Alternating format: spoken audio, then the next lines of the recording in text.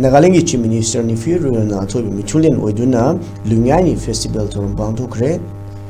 masiga mari lenana akogi sanalebak amadi tonga tongan ba pawche singda akogi ni Firu lona fondo ki wafam sing kotoduna phone sanalebak pawche da yarubusi PM ki thakta wari sanaduna naga singi warishin purak pachangi haidana mana fondo ki bani aduga phone from pawche da yarubusi amata waibagi wakalona naga singi pangal wagani haibo wafam sini oza manipur da uji tholi be irang sida haiba dare yamna chawba chahi ahum farkadro be irang ni masi marakta amu hadakse litanda kuki amasu nagagi oiba chawba irang ama thokta huju siksi leiribani madugi warushin uji phawba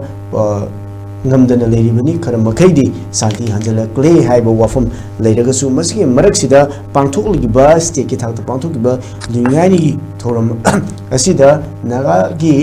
Nagaland ki Chief Minister Rivani Firu na akogi athoiba meeting oina saru yarakanda PM ki thakta Prime Minister ki thakta wari sanaduna naga singi akogi warushin purukpa na bohonagadamani akogi matam sangnadagi hoduna naga gi political gi wari sanabagi thabak chatharibasi ngasi population bangamdana leribasi Prime Minister ki thakta wari sanaduna atu matamda lushinba mathau tai haidna fondo mani osagi oiba wakhalonda ni Firu thamlami wafamsi kamani yengbi osagi wakhalonda akogi adumba akogi Nagaland ki Honorable Chief Minister ni Firu Manipur gi adugulaba lungaini gi thoramda laga participate tawbase madu maram sai ke shukai ba leiti haina thamjige tawbutabu aikoi Manipur gi siri je munnan khangbo mathau tai aidi Nagaland ki Chief Minister amu oiragadi Manipur siri je nainar matungda madu wangang gadami Manipur da laga Manipur thugaina ba wangang ba honade Manipur je kamai tawna semaki kamai tawna sagalaki haibase khangba mioi oi mathau tai haba ofum da thamjige aduga ni Firu Manipur da laga Manipur ki naga singi oba adugumlaba thabak thoram khudima center da madu warusan porpa mathau tai habdo tasengna masi magi community dugi magi wakhalon da ma yumpham oraga ngangbani adu tasengna aikoi Manipur sidi aikoi Manipur se aikoi ngasai su thamjagi duni aikoi community kana kunda ba yam nungsi chana ba Manipur ni Manipur sidi sa adugumlaba Thangnaba state tagi Chief Minister laga khabai khara sagam haibani masi khabai khara sabdagi aikogi akoi mamangda aikogi 18 June thokibado miyamna khangnabu wafumdi haibadi aikogi Greater Nagaland haina Bangkok ta agreement tawnagiba without term limit haina madu yawbudigi hairiba mioi type na thoin pota pikraga leba se ngasi fawda kaidana leibani masigi wakalon da yumphum oiraga mana ngangba oiragadi madu ngasa mathonda hantokadamni haibadi Manipur gi ifa ipusing na thamamba ngangkoi kaibi arena madu major community oriba maitei na ngasi fawda apunba Manipur ama sagalaga lai apunba Manipur sagalai bise masi kanaguma community ama sangilage ta thugai matamna madu yaro oiroi tabada thabak tawgunu haibineba aduna masidesida Manipur da leiba nagasina sumaji lawfam thokte haibidi Kohima da natraga Nagaland da adugulaba nagasina aikogi Manipur gi nagasin da otkiba mayam do ngasi sumadu khangba mathau tai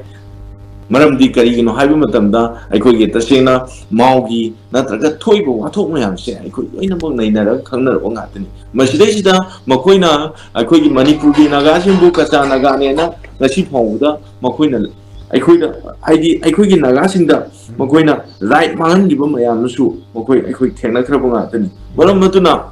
aikoi mitomna sangilaga khabai khara saraga Manipur thugaina hona base masi hantokpa tangai phade aduga tasena Manipur ki development tawna no hona bada Manipur ki Chief Minister na choba daite logadamni Manipur lenga na choba daite logadamni Manipur ki interior area singda develop tawna na bigi damakta anoba lenga sina ming chang batangai phade aduga Nagaland dai laga masidai sida development tawna na bagi damakta aikogi mating pangbda ke shokai bi leiti nungsi chana na i damakta mating pangbda ke shokai bi leiti tawbda bu khabai khara sa na Manipur thugaina no hona rati maki mana tawba political leader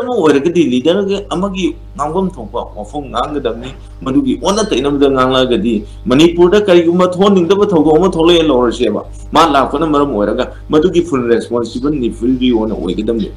मरमदी करीगिनो आबा मतमदा मणिपुर लागा नुक्सी सानना लेरिबा मयाम से थुगाइना न वा ओइना थममगदी मदुगी full responsible से माना ओइगदमनेबा मसबेजदा अखोय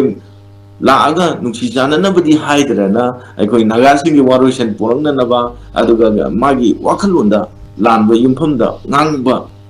ओइना अखोयना ताई अदुना यारगदी सुंबा वाफुमसे मजे मखाताना तौबिगनु मणिपुर से नुक्सी जानना लेबा अदुगा ngasiगी